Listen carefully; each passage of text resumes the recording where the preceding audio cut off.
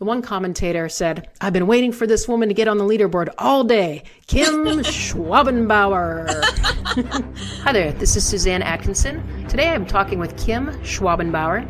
Kim is a professional triathlete in her third year of racing. Kim turned pro about 3 years ago. Most recently, she finished in third place at Melbourne.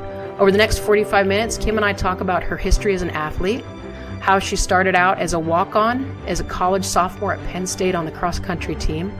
Talk about her training development, how she went from finishing last in the swim in her very first try to now competing with professionals. And we talk about the progression of an amateur triathlete all the way through the pro ranks. Welcome to Triathlon Research, the podcast that brings together the world's best triathlon coaches, athletes, equipment experts, and medical professionals to get you the right information that you need to race past your personal best and get more enjoyment out of your triathlon journey. Triathlon Research, where we teach you how to train smart. Here's your host, Suzanne Atkinson, MD, founder and head coach of Steel City Endurance. So Kim, thanks for joining us today. I'm really excited to have you here. And mostly, I'm really excited to talk to you about the most recent race that you did. Kim finished third place. She podiumed at Ironman Melbourne just about 3-4 weeks ago. Congratulations, Kim.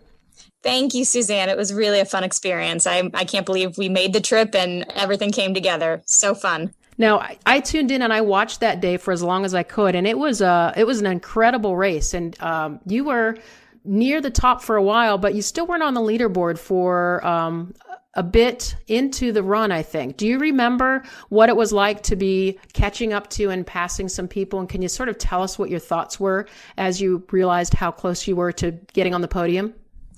Yeah, absolutely. I am a typically come from the, back athlete. I'm usually spending most of the race, hoping I get to see people towards the end and on the run, and being a runner, I get to sort of wait, and the run being hopefully somewhere where I feel strong, I can reel a few back in. So I came off the bike in 8th place, and I was, just hoping to have a really strong first half. And then I started getting a few reports that, things were kind of coming back to me, and there was going to be a few girls within sight. So about mile 10, I think I passed the girl that was in 5th place. And that was really exciting because you get a bike that escorts you. And my goal is always to get one of those bikes. My husband knows that.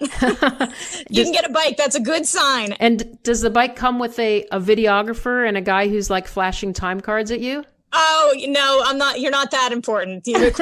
No, and maybe in Hawaii, yes. In Kona, I'm sure it probably does. But at Melbourne, it was just a matter of somebody kind of leading you, and you feel like, okay, this is a good sign if I'm this far up. And then kept getting a few more reports, and hearing that the girls in front of me pace wise were maybe falling off a little bit. So it was just it makes it more exciting, but you also can't get too excited. You have to keep following your race plan and really race within yourself. And you can't get let your heart rate get too high or too out of control. You got to save those beats and really be as steady as possible while sort of hunting them down. So it's a balance between following your plan and also still looking ahead and thinking this could happen. So it was a lot of fun. That's the position to be in if you can. Yeah, that sounds really exciting. And I was wondering what kinds of things go through your mind when you get to say that 5th place and you've got a bike with you, a bike escorting you in.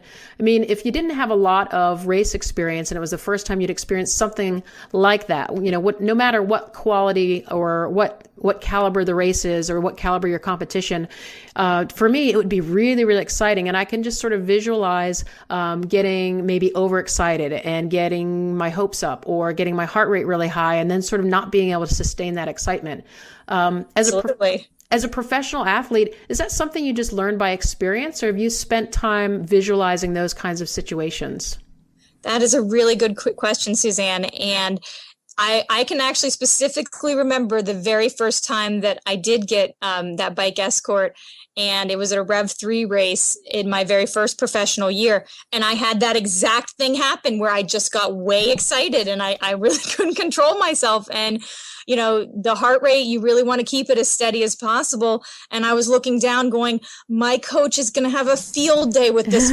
He is not going to be very happy when he sees that I went, 6 beats up, and my heart rate was all of a sudden looking like it was a half Ironman, and it wasn't. It was the full distance. So wow. So it's really about, yes, experience level.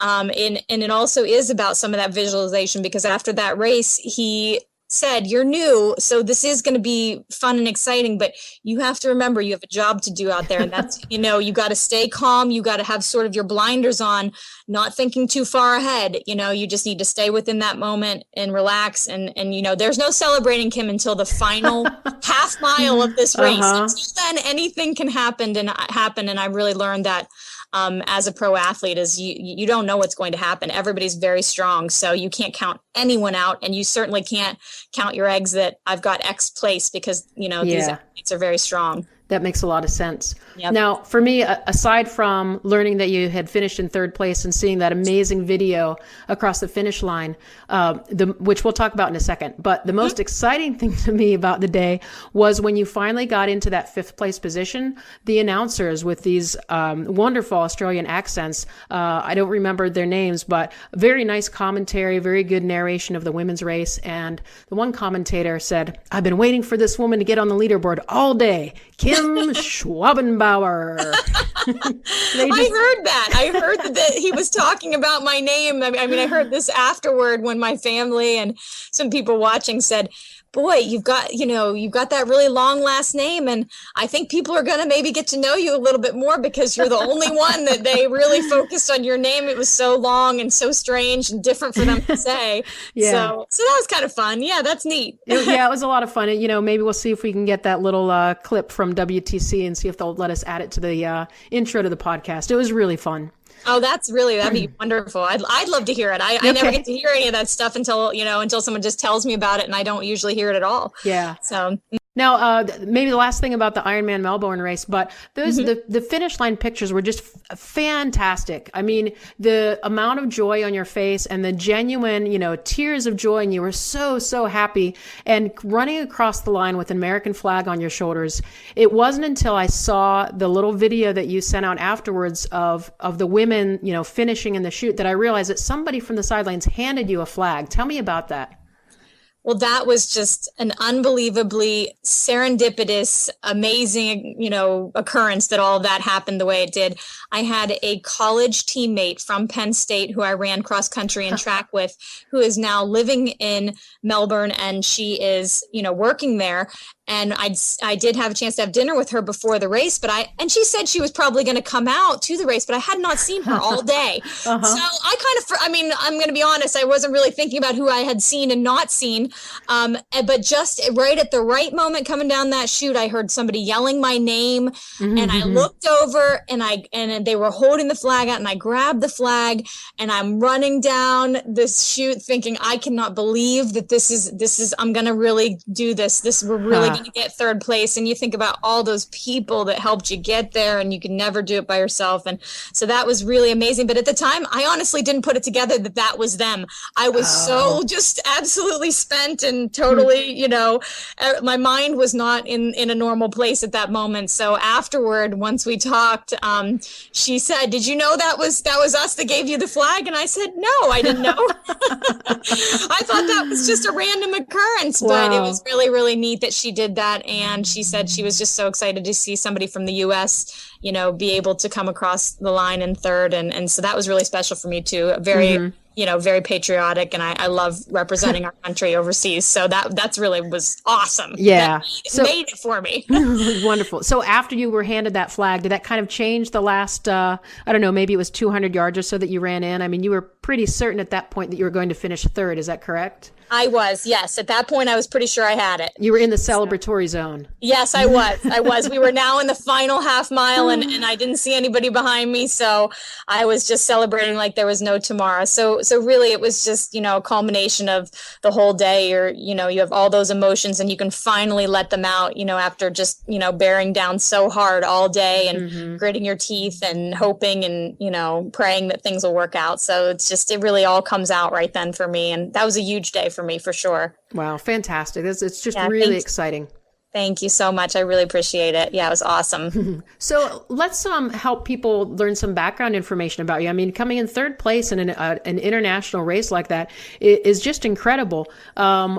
This is your third year as a professional triathlete, right? That's correct. Yep. And did you ever think that you'd be having finishes like this 2 years ago? No. In fact, at times I've said to my coach, did you really think we would get this far? And he said, honestly, no. And I said, well, thanks a lot. No, but really, it's very hard to tell. I mean, there's so many different pieces that you have to put together at this level. And you don't know for sure what you're really capable of. Mm-hmm. That's really neat. So let's talk a little bit about your transition to where you are right now. I was reading on your website earlier today that you walked onto the cross-country team at Penn State in college.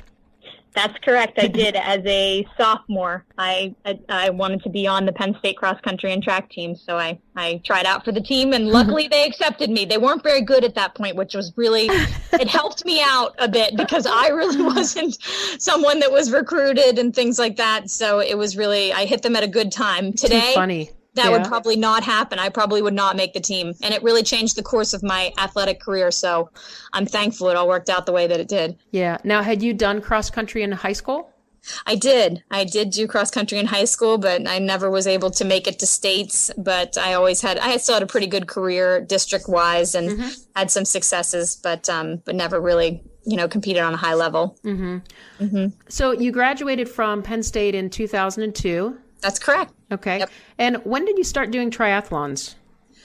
I started my first triathlon was in 2005. I remember that because it was the day that my husband and I registered for gifts. So I did the triathlon in the morning, but went straight to the mall where we were registering, and I had my number on my arm still. And some of the salespeople were asking me, why do you have that number written on your arm and your age on your leg and things? And I said, I did my first triathlon today. And I was so proud and I was so excited because I definitely tried to talk him out of me even doing it on the way up there. So it was 2005. Who tried to talk who out of doing the race? I tried to talk him out of us even going. On the way up, I was saying, I don't want to go to this anymore. I want us to just go home. I thought I wanted to participate, but I'm too afraid. I'm worried about the swim. I'm worried that I won't finish. And I was just too scared. So when I finally did finish, it was, that's just a sprint, but it was a big deal to me. Yeah. So how did you finish in that race? I actually did win that race. Oh my goodness. But it was only because I came out of the water last. I'm sure there were only probably about, 20 or 30 women. It was very small, but I had a good bike. Someone had loaned me a really nice road bike for it, and that helped. And so then it's all about the bike. Well, it was that, and on the run, I just buried myself because I was a runner. So I said, I'm going to just lay it all out there on this run.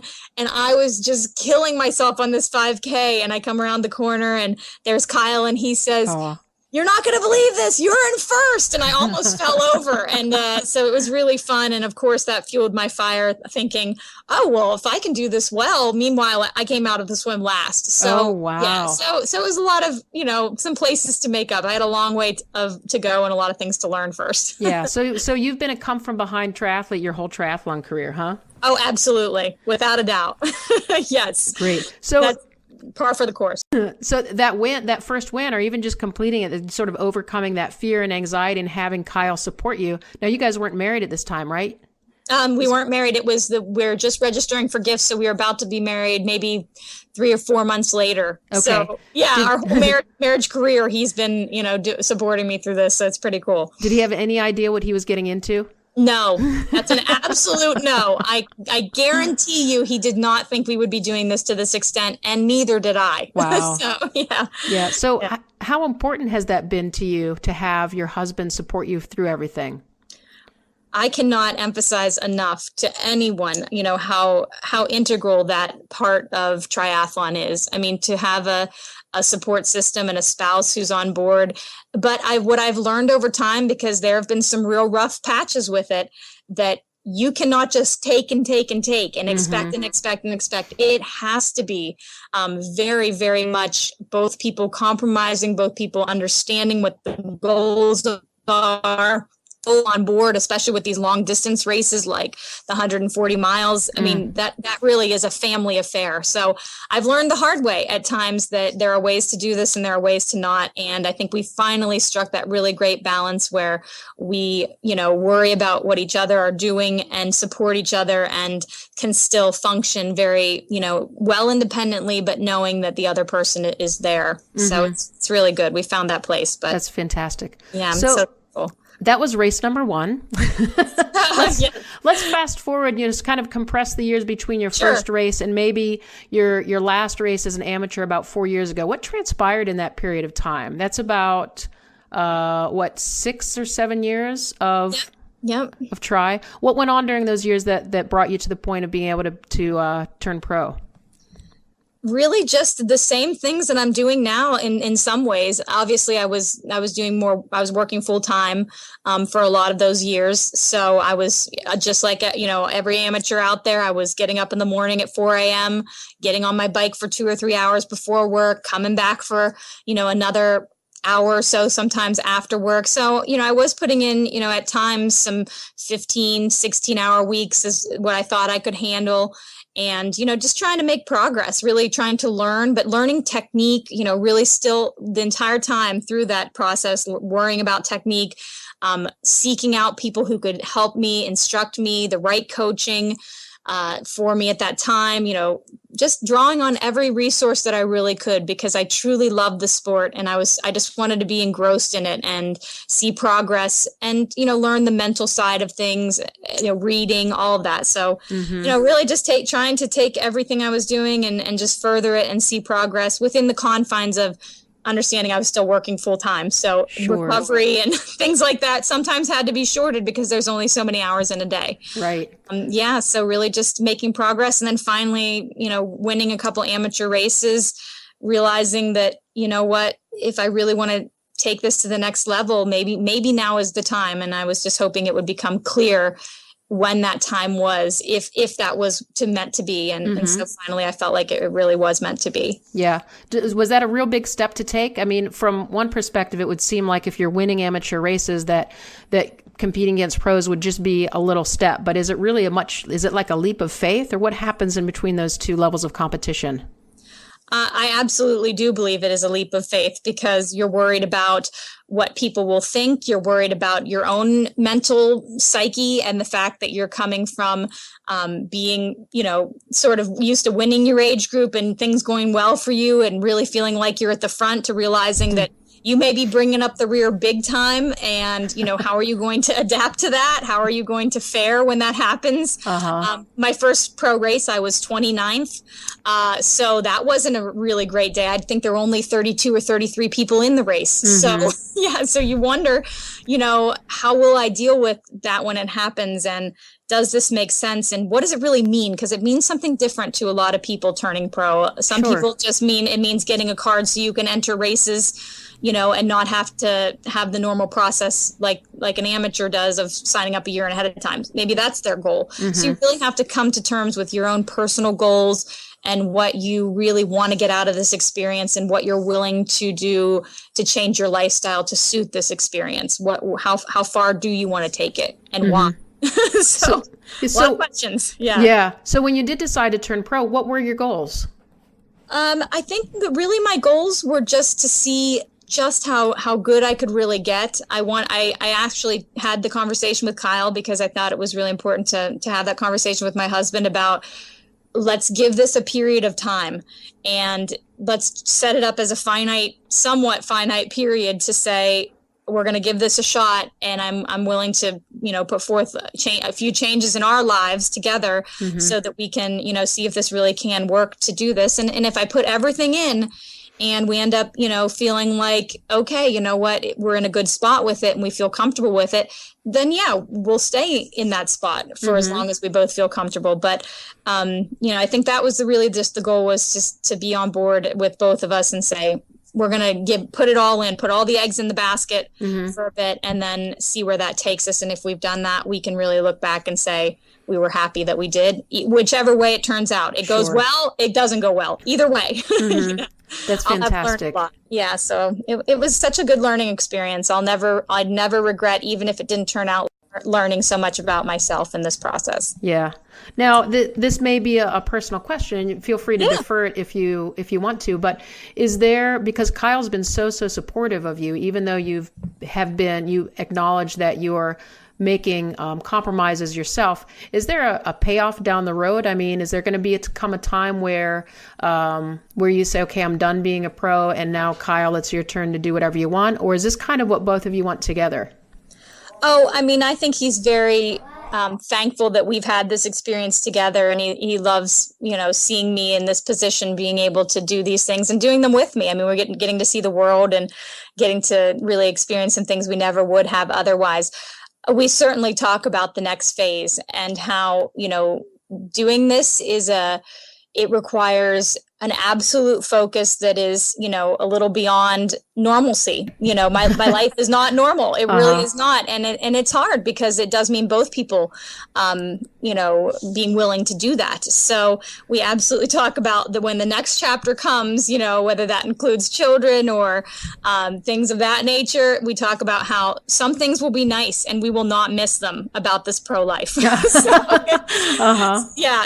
of us will, we may like adhering to, a little different schedule where we can stay up a little later and I can stay up a little later, and, food wise and all those things are all a factor. And so we talk about the next phase, but I think we'll know when the time's right. Yeah. Well, it sure sounds like you got into it by following some intuition and kind of going with where things were naturally headed. Yes. Obviously you've got to be a skilled athlete to begin with. Not everybody can do what you're doing, even if they wanted to.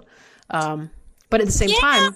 You say that, but I'll tell you what, discipline and hard work and consistency in triathlon of all sports pays off so many dividends that, a lot of people just aren't able at the time because of their priorities or their lifestyle to be able to put that in. But I'll tell you what, I'm really not that talented. Maybe people think that's it, but I'm telling you, this has been like consistent hard work of, 8 years plus, work of since 2005. So really, I think it's more that than anything else. I know that sounds crazy, but I was a runner and that helped. But other people, have come from other backgrounds. So sure. Yeah, no, I didn't want to discredit the amount of work that you have put in. No, I don't think that. Yeah, at all. Yeah. And like you said before, everybody has different goals. If your goal in triathlon is to be the fastest you can possibly be because you've seen success from the consistent training and, well, how far could I go? I think that's a different place to be than someone who chooses to do triathlon because it's a healthy lifestyle or because it gives them some meaning to their training hours or because they can participate with their spouse. Absolutely. There's so many. That's why the sport is so great. There can be so many different aspects and avenues that you enjoy, and you can look at the place where you are in life and figure out where that fits in and, how you're going to develop that to be the best person and athlete that you can be and have that fulfillment from so many parts of it. So it's really neat. It's so great that way. Super. Yeah. So let's shift gears here just a little bit. Okay. I want to talk a little bit about your training history, kind of get into some of the specifics and nitty gritty, and hopefully, aside from inspiration, this might be a part where the listener can take away some practical tips. Absolutely. Let's start with swimming. You mentioned that in your first triathlon, you finished last in the swimming. Yes, I was not happy. Actually, I breaststroked the majority of that swim. Oh boy. Had you had any swimming background prior to that? I had not. It was all, just trying to figure it out in the pool. But after that race, I realized that something must be done. So what do you do? What comes after that? You win, but you breaststroke the swim. So what's the next step? Well, for me, the next step was thinking to myself, people are swimming freestyle. I have to learn how to swim freestyle, but I want to learn somewhat correctly. So I'm going to search for different programs and figure out what comes next. And for me, I actually bought the Total Immersion book online. Terry's one of his very first, editions of that for $10. And I drilled in the pool for literally 5 months. I just drilled and I did some swimming interspersed in there, but really just a lot of the balance drills and really teaching myself balance, because everything I had read online said that balance is usually one of the number one issues for swimmers. So I said, if this is what it takes, then this is what it takes. So I became very focused in my practice and realizing that I didn't want to start in the wrong direction. I wanted to get that part down first. Sure. That's great. You had mentioned earlier that during your progression, you continue to just seek out ways that you could become a better athlete. And I think that's become a common theme as I've been interviewing different professional triathletes and coaches, that it seems to me that the ones who are the most successful, not necessarily finishing first or having athletes that finish first, but by successful people who are seeing progress and getting a lot of satisfaction, they're very open to seeking out ways to improve, and they're not afraid to ask for advice or ask for what the best next step is. I totally agree. And of course, there's a lot of thoughts out there, and we're in the information age where we're just bombarded constantly and there's so much available. And so sorting through some of that is kind of difficult, I think, at times. And even when I started, there wasn't nearly probably the inundation from Twitter and from, all these different social medias and people writing all the time.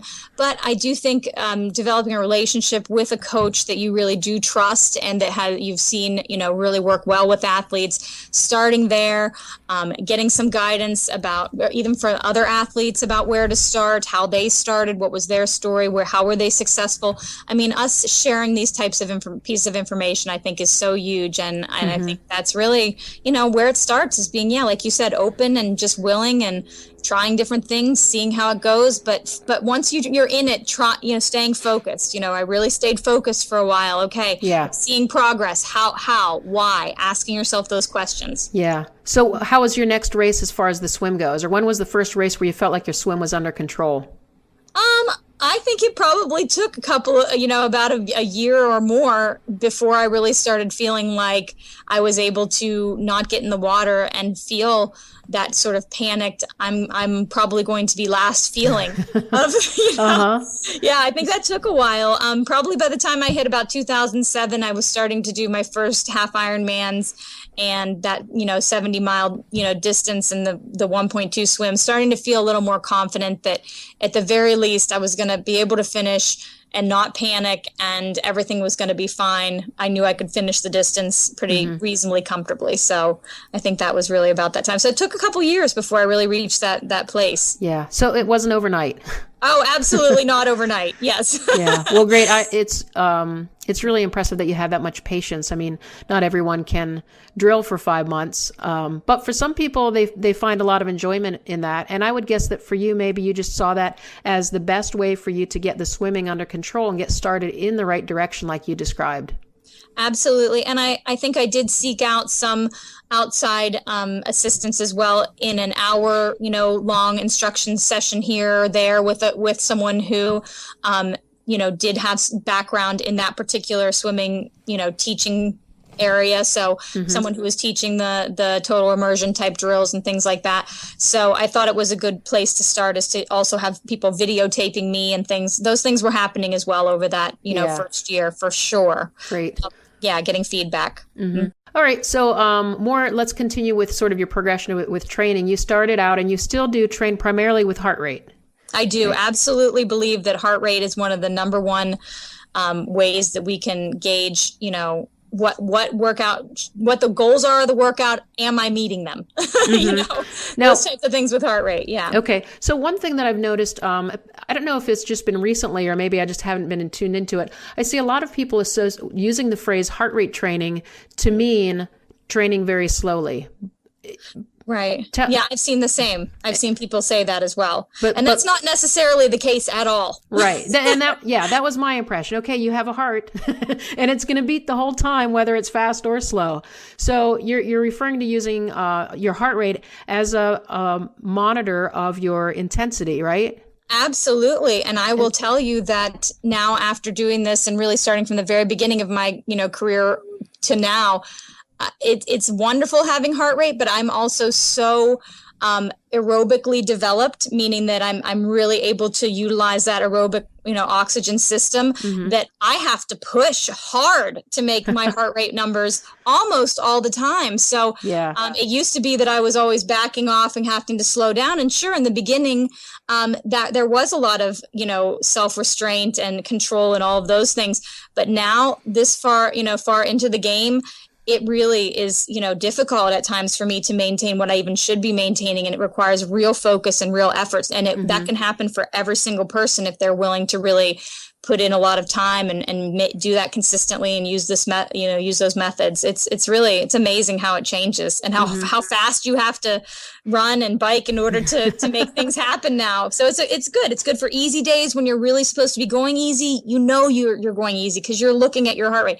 The hard days, guess what? You got to really put some hard efforts in to make what is supposed to happen. Yeah. And that's the key with that tool. Yeah. So I read on a lot of websites and forums. And one of the common things with athletes in their first year or two of training is they want to start using heart rate and they'll say, well, I can't keep my heart rate below whatever the number is. As soon as I start to jog, it goes clear up to 160 and it stays there no matter what I do. So there are athletes out there where their heart rate just sits in this narrow zone, just throwing numbers out, maybe between 150 and 160. When you do coaching as well, so when you have athletes that you're starting who are just starting into the sport, how do you assess where their heart rate should be? Well, we definitely do field testing at the very beginning of our time together as coach and athlete. So I try to establish what type of athlete they are, what their physiology already is lending itself to.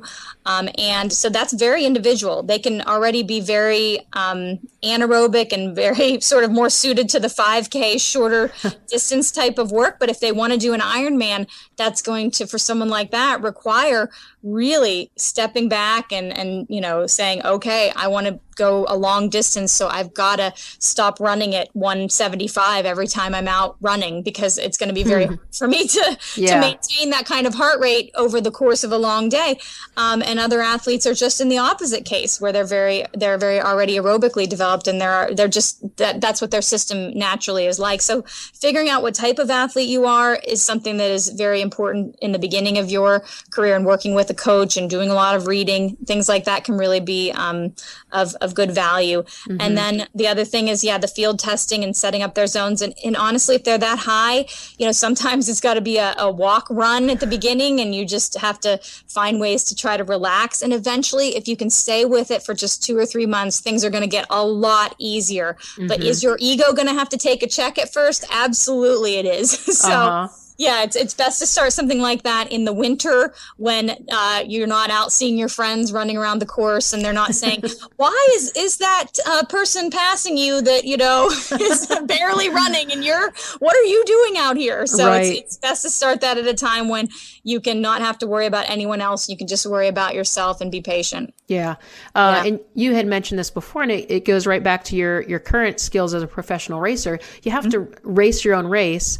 In order to do that, you have to do your own training. Absolutely. I mean, one of the biggest mistakes I see with athletes that are coming in is they're just doing what everybody else is doing. They're doing a ton of these group sessions, which group training is so fun. And I want people to do it, and I think it's awesome.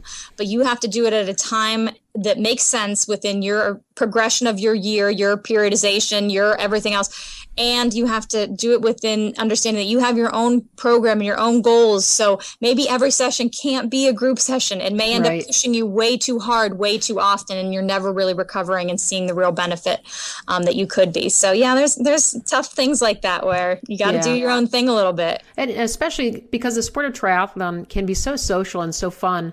Everyone seems to be welcoming and accepting. So for someone new to the sport where maybe they don't know where to turn, they get involved with a club and there's, you know, group training run going on tonight. There's a group ride on the weekend. You know, we're doing master swimming. And you're right. If every session is with a group of people, it's fun. And in the beginning, people will show some initial improvement, but they need to, they need to do what they enjoy. Yes, absolutely. But if they want to continue to see improvement when they start reaching plateaus, like, I don't understand why my swimming's not getting better, or why can't I get my run any faster, or why am I always tired in the morning, then that's the time where they might need to consult with a friend or a coach or do some excess reading and or extracurricular reading and really start to customize their own training.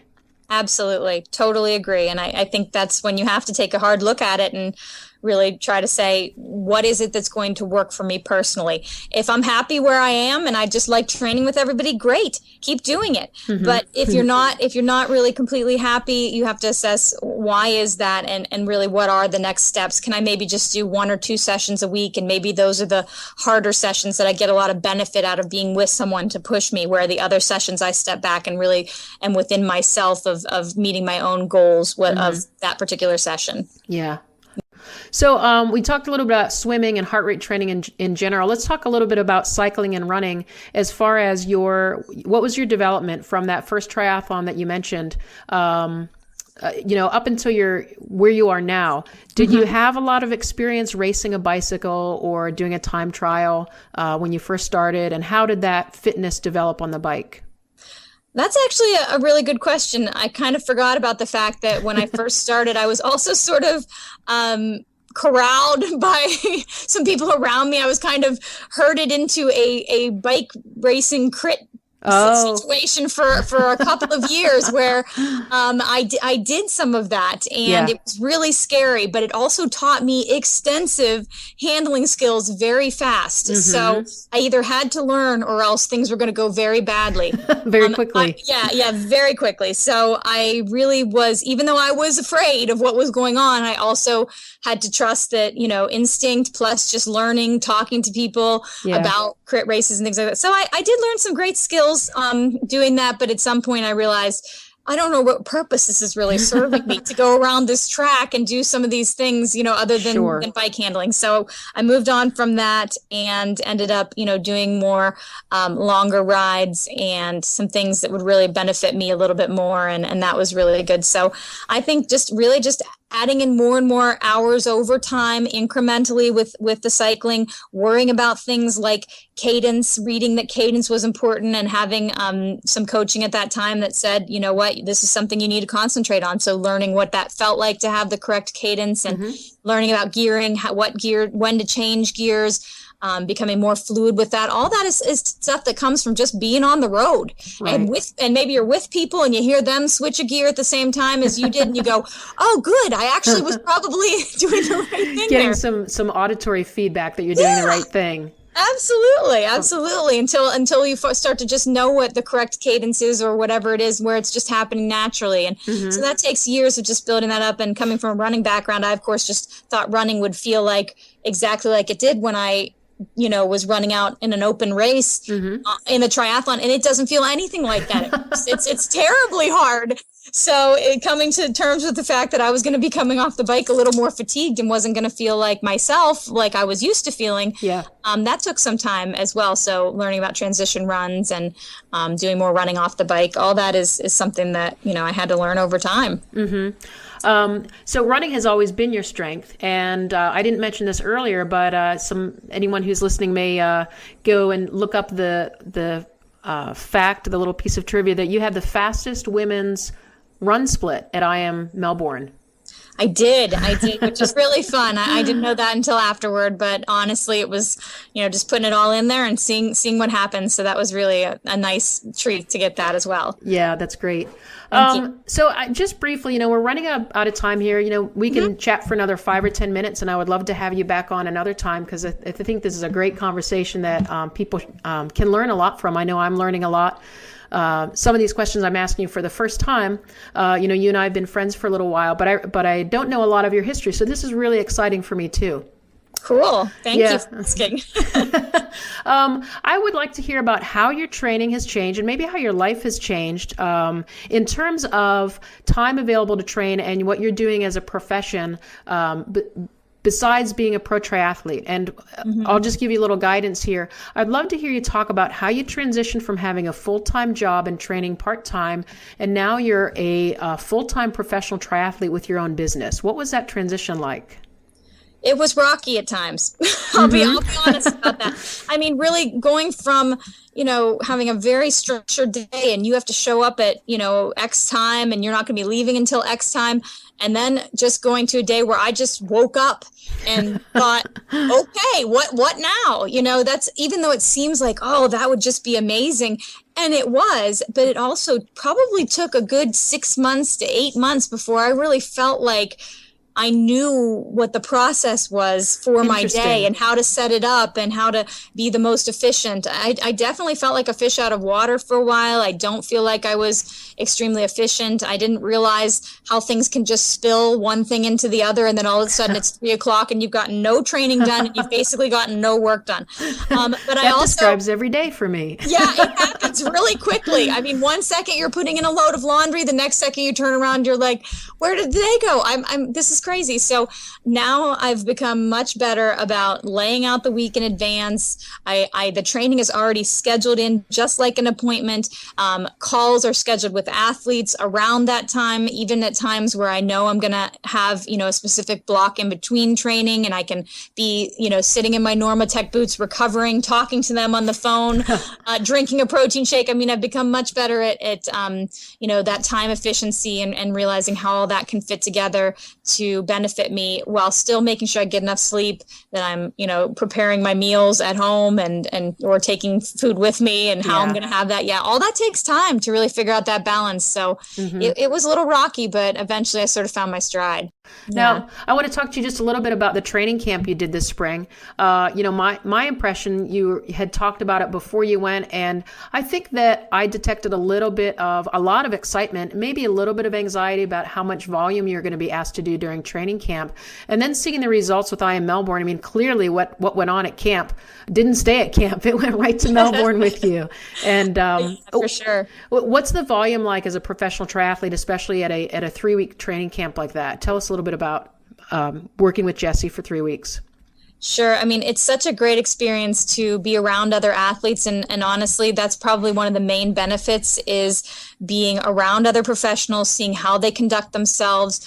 We are lectured on the very first day. We are sitting in a conference room and told that, every single day, the goal is to come 100% prepared, acting as a professional, not letting your emotions rule the day or impact yourself or anyone else's workout in a negative way. I mean, a lot of those things that can happen over time as you get more and more tired, really they can be a make or break kind of situation. So we were expected to be conducting ourselves in a particular manner, and all those things were observed by our coach. So yeah, it's one of those things where you don't think you're going to be the one, but then all of a sudden trying not to cry during the swim workout, you're really, really trying, but your body is just not doing what you want it to do. And there's no crying at training camp. There's no crying in training camp. Exactly. So it was that first year, I was all excited and I didn't have enough healthy fear. This year I came back with a little more healthy fear, knowing just how hard it was going to be and how there were going to be days where my body was just not going to do what I was asking, and that's okay. If my coach was there and he was seeing what was happening, we would make a change of direction, and that was okay. It didn't mean I failed that day. It just meant that my body needed a little bit something different than another athlete. So you also have to be willing to step out of where you are in your own head and say, you know what, it's okay. That person is doing what they're doing and they're trying to do their best. I'm going to do my best and do, what I need to do. And maybe that for me is a day of recovery versus them being out there. They're not better than me. That doesn't mean anything about me or my path. It just means that today I need a break. Sure.